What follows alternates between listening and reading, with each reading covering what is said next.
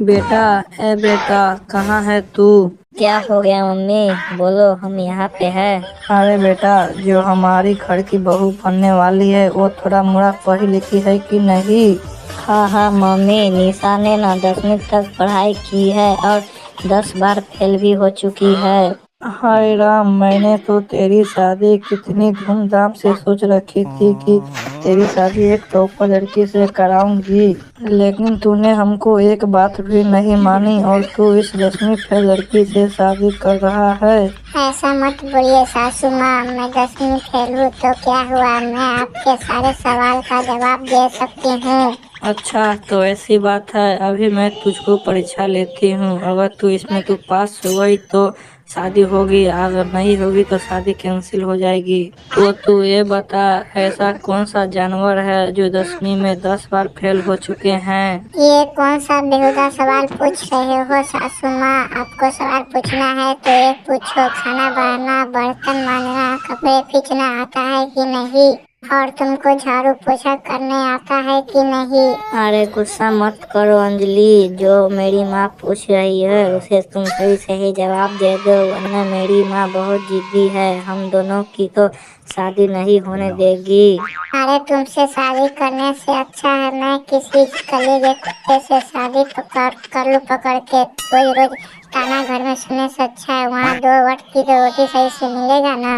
अरे कोई बात नहीं बहू, तुम गुस्सा मत करो। मेरी बेटे की ही खुशी में हमको खुशी है। तुमको जवाब नहीं है मालूम तो छोड़ दो। अच्छा हुआ मम्मी आपने मैटर संभाल लिया, अगर ये गुस्सा हो जाती तो अभी अभी मंडप से उठकर तो भागी जाती और आपके बेटे को तो जिंदगी भर कुमारा ही रहना पड़ता और आपका तो नाम ही हंसा जाता।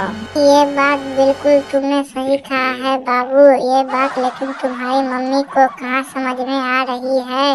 अरे बहू, तुम गुस्सा छोड़ दो। अब हम तुम दोनों के बीच में कभी नहीं बोलेंगे। ठीक है माँ जी, अब हम गुस्सा छोड़ रहे हैं, आपसे ये सब सवाल मत पूछिएगा।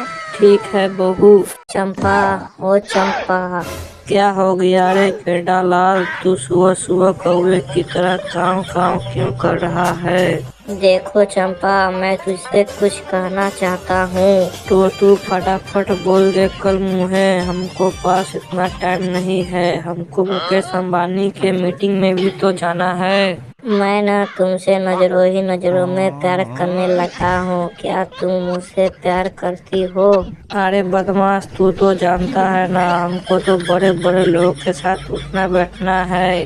फिर तूने खुद की शक्ल देखी है कभी आईने में जो तू मुझसे प्यार करने आया है? देखो रानी, तुमको बड़े बड़े लोगों के साथ उठना बैठना है तो ये नहीं कि तुम देश की प्रधानमंत्री बन गई हो तो तुम हमारी तरह एक मामूली सी सब्जी, फिर तुम इतना भाव क्यों खा रही हो? अरे बदतमीज, तुझे तो पता है ना, मैं जहाँ खड़ी हो जाती हूँ वहाँ पे तो लोगों की भीड़ हो जाती है हमको देखने के लिए। फिर तेरे पास क्या है, तू तो एक ठहरा भिखारी है। देखो, तुम मुझे बार बार बेइज्जत मत करो, तुम्हें पता है मेरा भाव 80 रुपए किलो है, लोग हमको भाव सुन ही कर भाग जाते हैं। अरे बदमाश, तू भाव की धमकी किसे दे रहा है? तुम्हें पता है मेरा भाव 120 रुपए किलो है, लोग मेरा भाव सुनते ही पैंट गीली और चड्डी गीली कर लेते हैं। देखो रानी, मैं तुमको प्यार से बोल रहा हूँ, वरना मान जाओ, वरना मैं तुमको इतना मार मारूंगा कि तुम बेहोश हो जाओगी। देख नाच मीटे, जो तू सोच रहा है ऐसा तू बिल्कुल मत करना, वरना मैं तुमको आलू से इतना मार मराऊंगी कि तू बिल्कुल नहीं भूलेगा। देखो रानी, तुम जेठालाल को छोड़ो और तुम हमसे फंस जाओ, हमको पास बहुत पैसा है। ये लो, एक और भिखमंगा आ गया। इन लोगों को कैसे मैं बताऊं, इन लोगों छोटो मोटो भिखारी हमको तो जूती साफ करने के भी लायक नहीं है। देखो रानी, तुमको नहीं पता, मैं सब सब्जी को कटा रखा हूँ, अगर तुम हमको ऐसे ही अपमान करती रहोगी तो कोई सब्जी तुमसे बात नहीं करेगी। ठीक है, कोई सब्जी बात नहीं करेगा तो हमको उससे कोई मतलब नहीं है, वो अपने रास्ते, मैं अपने रास्ते चली जाऊंगी।